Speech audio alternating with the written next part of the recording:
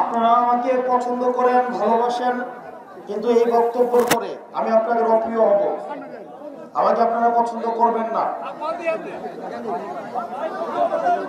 আমি কিছু অপ্রিয় কথা বলবো বাংলাদেশের রাজনীতিতে, যেগুলো মানুষ বলতে চায় না। আমরা স্লোগান দেই না যে নেতা তোমার ভয় নাই, রাজপথ ছাড়ি নাই। একটা সংকট আসলে বোঝা যাবে কয়জন রাজপথে থাকে।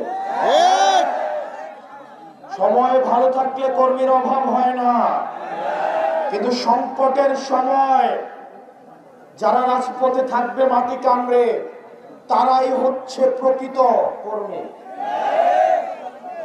আমার হাজারে হাজারে লাখে লাখে কর্মীর প্রয়োজন নাই। যারা সংকটকে মোকাবেলা করবে, আমার ওই কর্মীগুলাই আমার প্রয়োজন। যদি সেটা 10 জন হয়, যদি সেটা 5 জন হয়, ওই কর্মীদেরকে নিয়েই আমরা রাজনীতি করতে রাজি আছি। প্রিয় শেরপুরবাসী, আমরা গতকাল আমাদের একজন সহকর্মীর চাঁদাবাজির আমরা খবর পেয়েছি। আমরা আরো বক্তব্য পেয়েছি। আমার নিজের অন্য দলের চাঁদাবাজ যদি কেউ হয়ে থাকে, তাহলে আপনারা তাকে ধরে থানায় দিয়ে আসবেন। আর আমার দলের চাঁদাবাজ যদি হয়ে থাকে, তাকে আগে নিজেরা আপ্যায়ন করবেন, তারপরে থানায় দিয়ে আসবেন। এই 20টা চাঁদাবাজ আমাদের আশেপাশে এখন হচ্ছে অনেক তেলবাজ জড়ো হয়েছে। এক জায়গায় দাঁড়াবো, পিছন থেকে সেলফি তুলে প্রিয় নেতার সাথে প্রিয় সেলফি। এই সেলফি বেচে চাঁদাবাজি করে আছে না এরকম? এই সেলফি পলিটিক্স বাদ দিতে হবে। আপনারা যারা রাজনীতি করতে চান, আমার কথা হয়তো আপনারা পছন্দ হইতে পারে।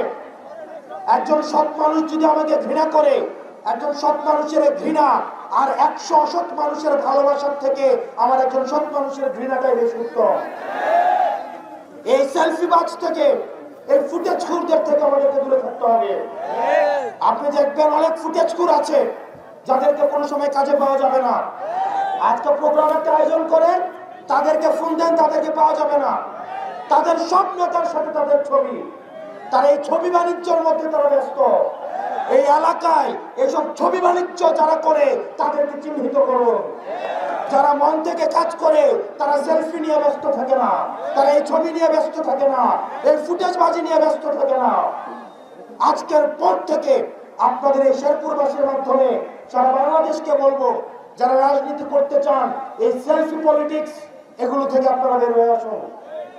অনেক সময় দেখা যায় আমরা নিজেরাও চিনি না, পাশে আসে রাস্তা দিয়ে হাঁটি, সেলফি তুলে আমার নাকি একান্ত কর্মী, প্রিয় নেতার সাথে ওর সাথে নাকি আমার কমিটি নিয়ে আলোচনা হয়েছে। এই জিনিসগুলো থেকে বের হয়ে আসতে হবে। মনে আছে আন্দোলনের সময় বলছিলাম, আমাদেরকে যখন হাসিনা বলতো বিকল্প নাকি খুঁজে পাওয়া যায় না, তখন আমরা বলছিলাম আমরাই বিকল্প।